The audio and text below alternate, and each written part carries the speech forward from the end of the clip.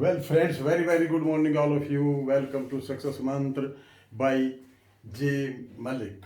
My name is JP Malik. I am before you. Today, most important chapter, जिसकी आप लोगों को उम्मीद रहती है कि कोई ऐसा वीडियो बने जो हमें मोटिवेट करे। तो आइए, ये है IAS exam plan and schedule motivational. Plan क्या, शेड्यूल क्या होना चाहिए।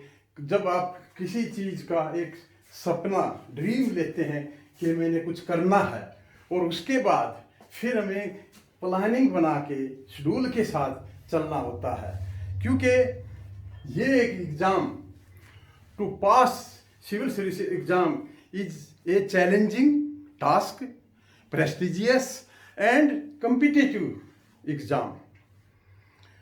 It is continuous process that requires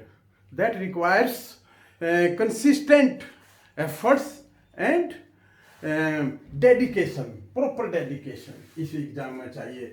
तो देखिए कि क्या कारण है कि हर साल ये exam it is conducted by UPSC, union public service commission, और कुछ बच्चे कैंडिडेट पास हो जाते हैं और कुछ फेल रहते हैं. तो क्या ऐसा है कि रीजन जो पास होते हैं वो पास किस वजह से होते हैं, और जो फेल होते हैं उनके क्या रीजन होते हैं, ये हम इस चैप्टर में डिस्कस करेंगे. देखिए, कोई भी चीज़ आसानी से नहीं मिलती, और जो चीज़ आसानी से मिलती है वो ज़्यादा देर नहीं चलती. ये वर्ड्स किसने कहे थे? एपीजे अब्दुल कलाम साहब के वर्ड हैं कि कोई भी चीज़ जो आसानी से मिले वो ज़्यादा देर नहीं टिकती, और जो ज़्यादा देर तक चलती है वो आसानी से नहीं मिलती है. इसका मतलब क्या है कि एफर्ट्स करने पड़ते हैं, जुनून होना चाहिए, तभी जाके पॉजिटिव एटीट्यूड, कितनी चीज़ें इसमें मैं बताऊंगा जो कि आप इसमें सक्सेस होने के लिए उनको अगर ध्यान में रखेंगे तो आप इस टेस्ट को पास कर सकते हैं. कोई भी टेस्ट देखिए फेल होने के लिए नहीं बनाया है, हर टेस्ट में पास होते हैं. तो क्यों नहीं ऐसा सोचा जाए कि जो पास होते हैं वो कौन होते हैं, और हम फेल अगर हो भी गए तो क्या कारण रहे हैं, उस कारणों को दूर करके असफलताओं से कुछ सीखना चाहिए. तो इसीलिए इसमें मैं ये चीज़ें बताऊंगा कि प्लान क्या बनाए जाए. सबसे पहले तो ये है कि जो भी आप सपना लें, ड्रीम कुछ करने का, वो आपके जो सामर्थ्य है उसके हिसाब से और इंटरेस्ट के हिसाब से ले. किसी के कहने से, दबाव से कोई भी ऐसा सब्जेक्ट ना चूज करे. ये प्लानिंग फर्स्ट ऑफ ऑल ये चाहिए कि ये चीज़ें जो मेरे इंटरेस्ट में है मैंने वही चीज़ें करनी है. इंटरेस्ट और आपकी पोटेंशियलिटी अगर नहीं है तो वो चीज़ ना करें. तो आइए, पहले तो ये है कि जैसे एपीजे अब्दुल कलाम साहब ने कहा, कोई भी चीज़ आसानी से नहीं मिलती, और जो चीज़ आसानी से मिलती है वो ज़्यादा देर नहीं चलती. तो हर टेस्ट पास होने के लिए बनाया है. तो हमें क्या करना चाहिए? देखो, most commonly asked question is how many hours of daily study are needed to crack the IAS exam. IAS exam को पास करने के लिए कितने घंटे स्टडी करना चाहिए? कुछ लोग कहते हैं कि 14 to 18 आवर्स, और कोई कहेंगे 10 घंटे. तो वो चीज़ें मैं यहाँ बताऊँगा. देखिए, किसी ने सही कहा है कि आप अच्छी डाइट खा सकते हैं, लेकिन अगर आप उसको हजम नहीं कर सकते तो अच्छी डाइट के कोई मीनिंग नहीं है. इसलिए जो आप ग्रेस्प कर सकें अपने एक्सपीरियंस के और अपने हिसाब से, तो उतने ही स्टडी करनी चाहिए. क्योंकि जो कहता है कि 18 आवर्स 15 आवर्स, ये एक पागलपना है, कोई फ़ायदा नहीं है. तो करेक्ट पढ़ा जाए, इररिलेवेंट पे ना जाएं, और हम हमेशा कंसेप्ट क्लियर करें और अपनी सोच उसमें लगाएं, तभी ये एग्ज़ाम पास होगा.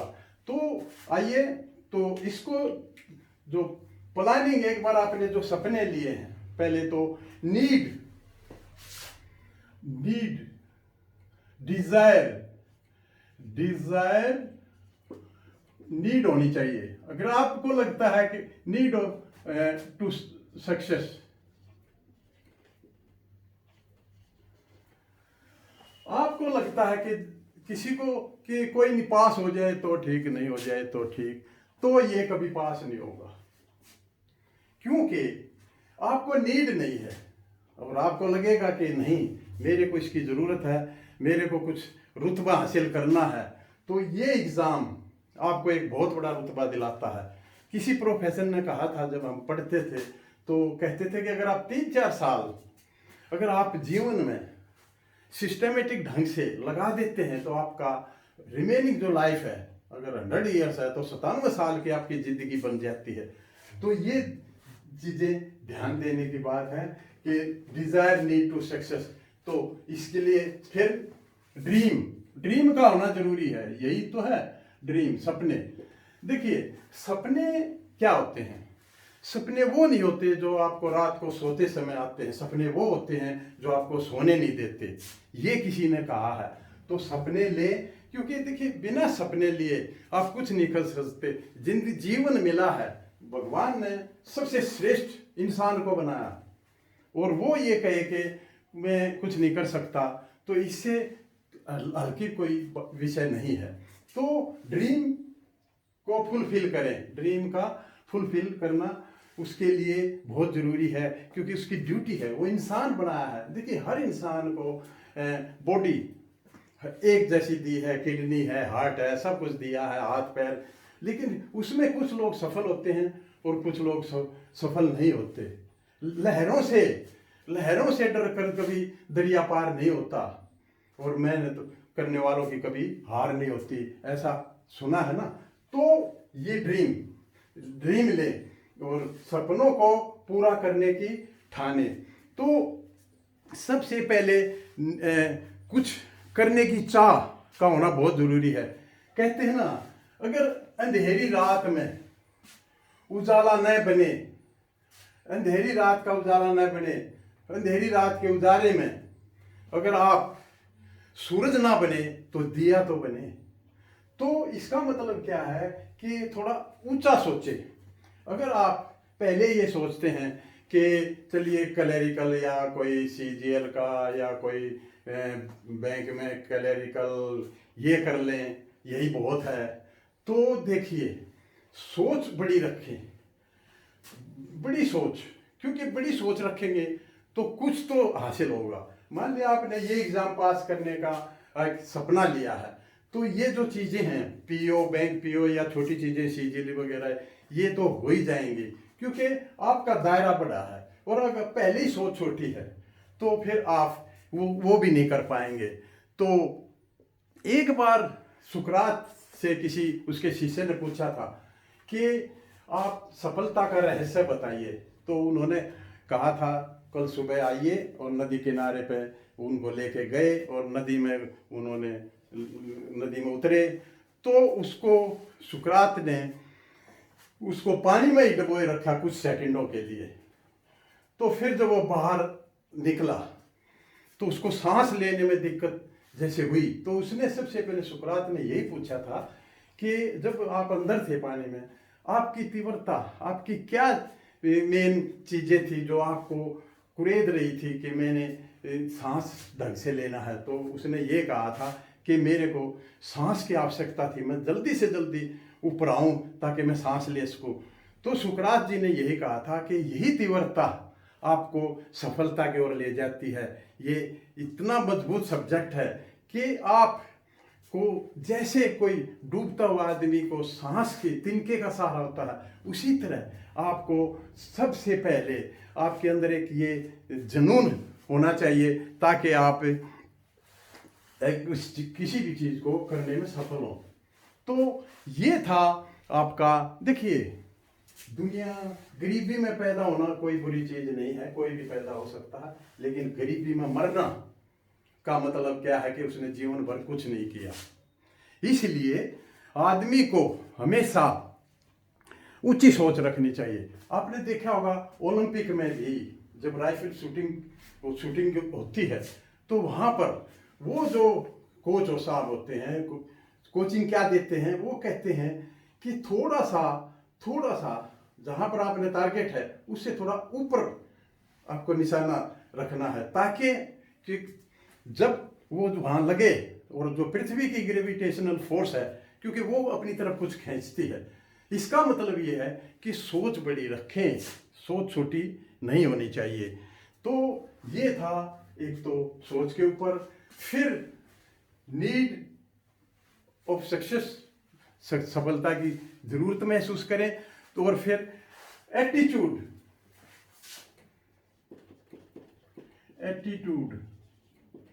पॉजिटिव एटीट्यूड हो। क्योंकि देखिए समाज के अंदर नेगेटिव एटीट्यूड और पॉजिटिव एटीट्यूड होते हैं, और पॉजिटिव एटीट्यूड जो है 85% सफलता बाय 85% बाय पॉजिटिव, और 15% ओनली बाय नॉलेज, ऐसा कहते सुना है। और क्योंकि आदमी ये सोचे, कोई कैंडिडेट ये सोचे कि पता नहीं मैं पास होऊंगा फेल होऊंगा, दुविधा में ही है, तो वो पास होने के चांसेस कम हैं। पॉजिटिव 85% सोचे कि पास होने के लिए टेस्ट बनाया है तो मैं पास क्यों नहीं होऊंगा, ऐसा सोचे, तभी वो पास होगा। क्योंकि देखिए पॉजिटिव एटीट्यूड सबसे बड़ी चीज़ है। आपने कभी सुना होगा कि एक बार एल्वा एडिसन, जिसने बल्ब का आविष्कार किया था, उसकी फैक्ट्री में आग लग गई थी, और वो उस टाइम 67 ईयर्स के थे। तो धधक करके धुआं उठा हुआ था, सारी फैक्ट्री जलकर राख हो गई। तो उसके किथन के नज़दीक आए उसके परिवार के, तो उन्होंने सोचा, और उम्र भी काफ़ी थी और बीमा भी कम का था, तो उन्होंने सोचा अब ये क्या कहेगा। उसने पता क्या कहा था, उसने ये कहा था कि मेरी सभी गलतियां जितनी है उनका राख हो गई है, और कल से मैं नया काम शुरू करूँगा। सभी लोग हैरान हो गए थे कि ये पॉजिटिव एटीट्यूड होता है, और 1 महीने के अंदर उन्होंने ग्रामोफोन का आविष्कार किया और उसके हाथ में पैसा भी आया। तो ये एटीट्यूड, नेगेटिविटी, और पता क्या है, कई बार आपके साथी भी ऐसे होते हैं जो नेगेटिविटी आप में पैदा कर देंगे, क्योंकि वो नेगेटिविटी में होते हैं। तो ऐसे साथियों की संगत ना करें, क्योंकि वो आपका काम बिगाड़ सकते हैं। तो एटीट्यूड पॉजिटिव का होना बहुत जरूरी है। फिर एक है टाइम मैनेजमेंट। देखिए हर व्यक्ति को 24 आवर्स मिलते हैं।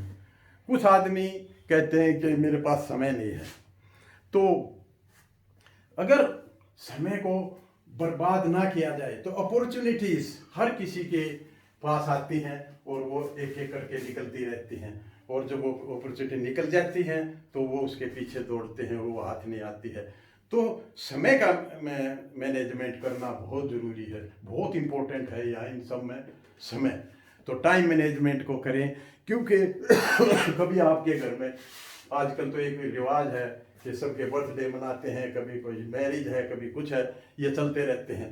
तो वहाँ पर आपने क्या करना है, आपने समय को, जो समय आपने फिक्स किया हुआ, जो टाइम टेबल आपने बनाया हुआ है, उसको फेल नहीं होने देना है, जो मर्जी हो। तो अब उसके बाद पैशन। देखिए पैशन क्या है, पैशन जो एक ऑब्सेशन होता है, कमिटमेंट है, उसको पूरा करना है आपने। पैशन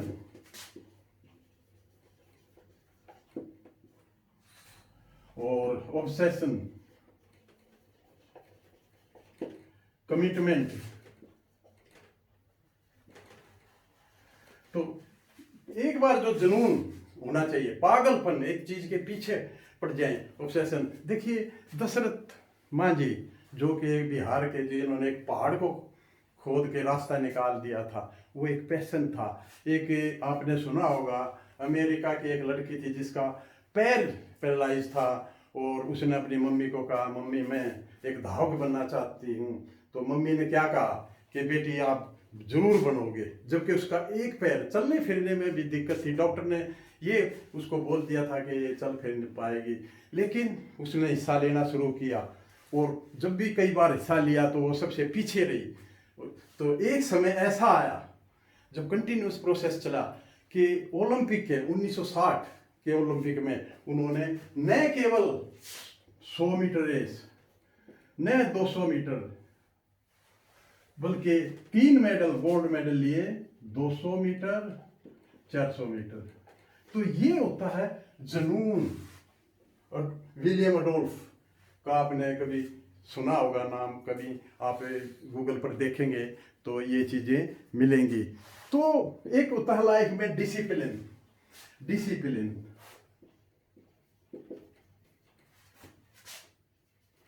लाइफ में डिसिप्लिन बहुत ज़रूरी है, क्योंकि कभी भी आपने समय को बर्बाद नहीं होने देना है, आपने विजिलेंट रहना है, हार्ड वर्क करना है, ये सारा डिसिप्लिन में आ जाएगा। और उसके साथ साथ आपने अपनी हेल्थ अच्छी रखनी है।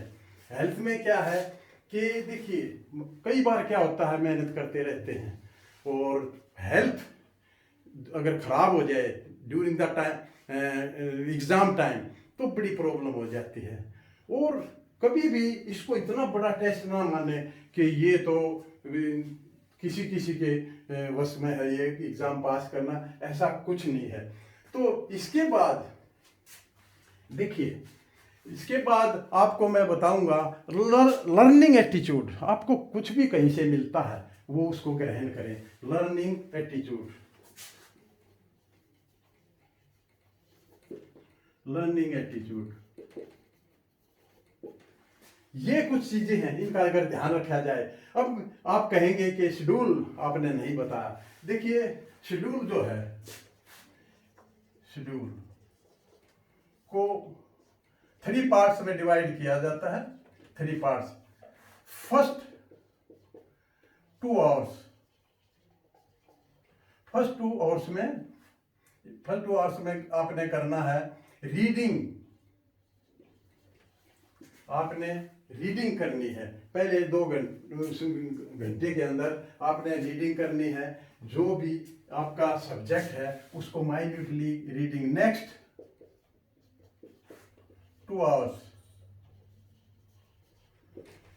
इसमें आपने मॉक टेस्ट।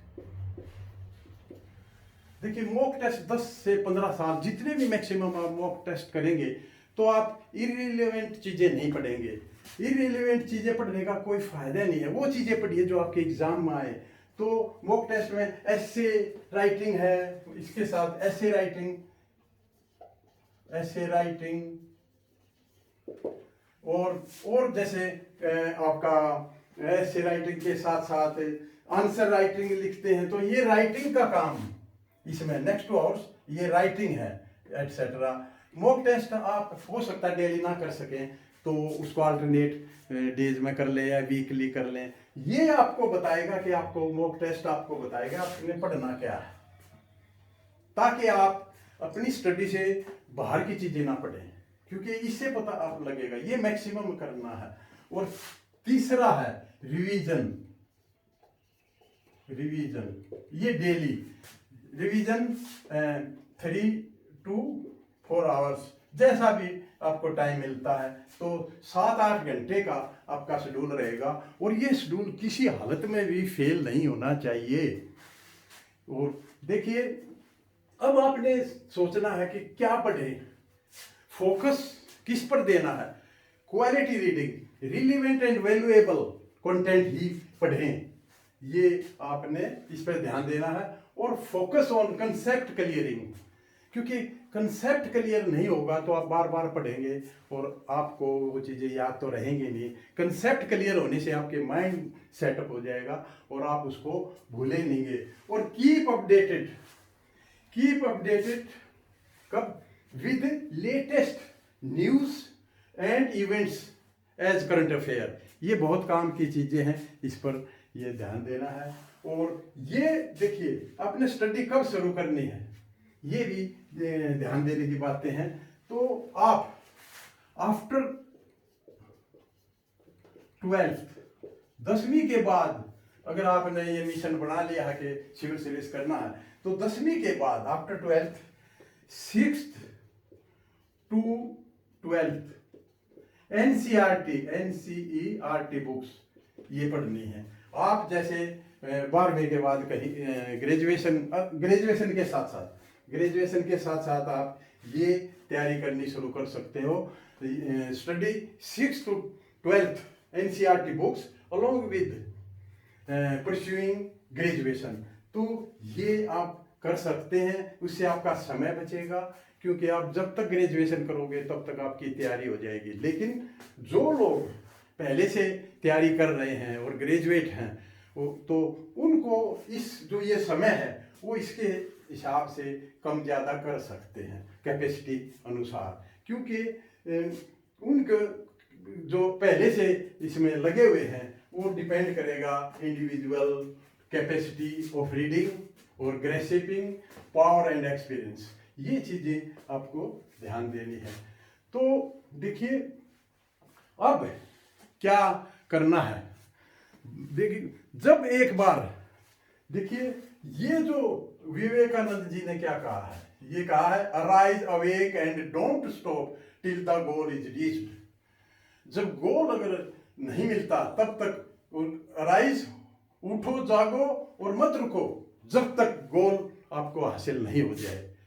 तो जब एक बार आपने मन बना लिया, कहते ना हौसला बना लिया जब ऊंची उड़ान का, हौसला बना लिया जब ऊंची उड़ान का, तो फिर क्या देखना कद आसमान का। तो क्योंकि फिर आपने इसको बिल्कुल इस पर लीन होके जुनून के साथ इसमें लग जाना है। कौन देखिए स्वामी विवेकानंद ने यही तो कहा था कि arise awake and don't stop till the goal is reached. कभी बीच में हार मत मानो। आप हो सकता है आप असफल हो जाएं एक दो बार, तो वो असफलताएं आपको इंडिकेट करती हैं कि आपको अपनी कमियां दूर करने का मौका मिलेगा। और लेकिन समय, क्योंकि देखिए अपॉर्चुनिटी सबकी अपॉर्चुनिटीज जो है ना सबकी लाइफ में आती है, कुछ गवा देते हैं, कुछ उसको अवेल कर जाते हैं। तो कौन अंत में मैं ये कहूँगा, इन सब का पालन करते हुए अगर आप प्लानिंग और शेड्यूल से चलेंगे तो आईएएस एग्ज़ाम कोई ऐसा एग्ज़ाम नहीं है कि जो पास नहीं होता है। तो अंत में मैं ये कहना चाहता हूँ कि कौन कहता है कि आसमान में छेद नहीं हो सकता, तसल्ली से एक ढेला फेंक के तो देखिए। तो that's all, have a nice day, thank you.